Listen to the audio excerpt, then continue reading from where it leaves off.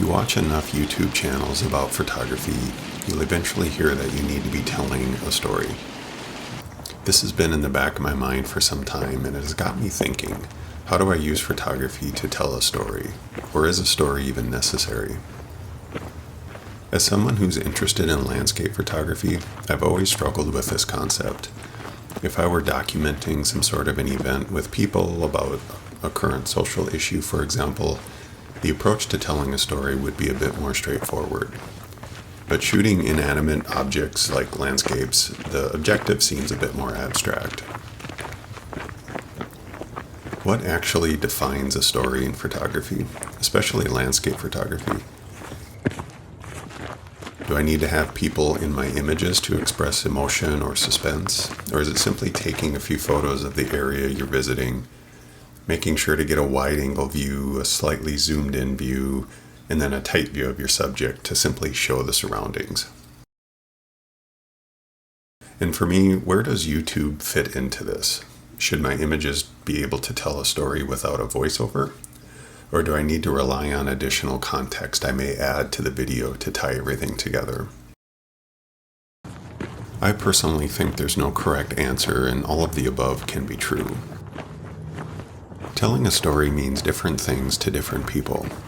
It could mean your objective is to simply have your images evoke an emotion from the viewer. And this could be done in concert with the video to add more dimensions to the point you're trying to get across. I think for landscape photography, a story really depends on who your audience is. And perhaps that's where I struggle with defining a story.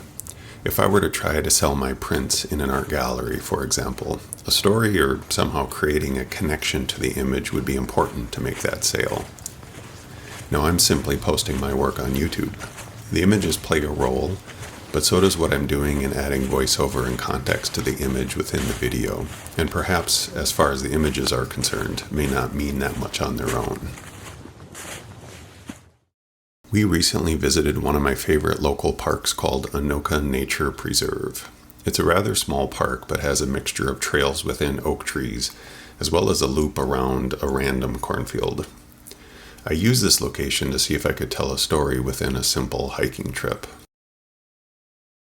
And I'll be honest with you, I struggled to do anything differently than what I normally set out to do, which is keeping my eyes peeled for an interesting composition. While thinking through this topic, I really struggle to separate the YouTube element of the story from the photos themselves. How can my images stand without the additional voiceover context about the images? If I were to rely just on the images, it's a pretty boring story. This is a park with a variety of shots to show the area. As they stand, the photos themselves may not be able to convey the story, but perhaps that's the limitation of myself as a photographer. While talking over these images, perhaps you, the viewer, learned a bit about the park. It's in a state that has a colder climate. It's filled with beautiful oak trees with several paths throughout.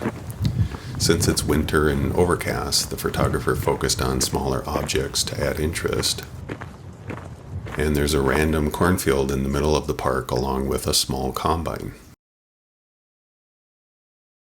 That's the story, I guess. Is it a good one?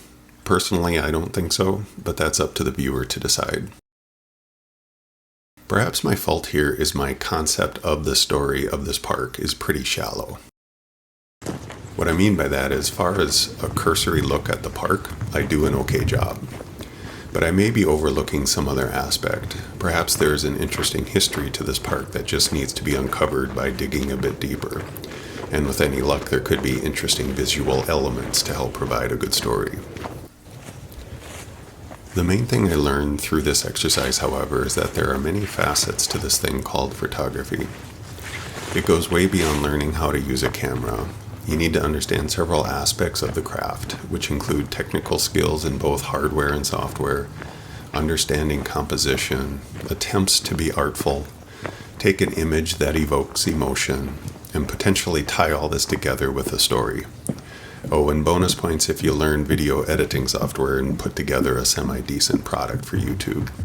There are several angles and directions you can go with photography, and sometimes it's fun to go deeper into it. as long as you remember to slow down and also just appreciate the simple joys of a nice photo.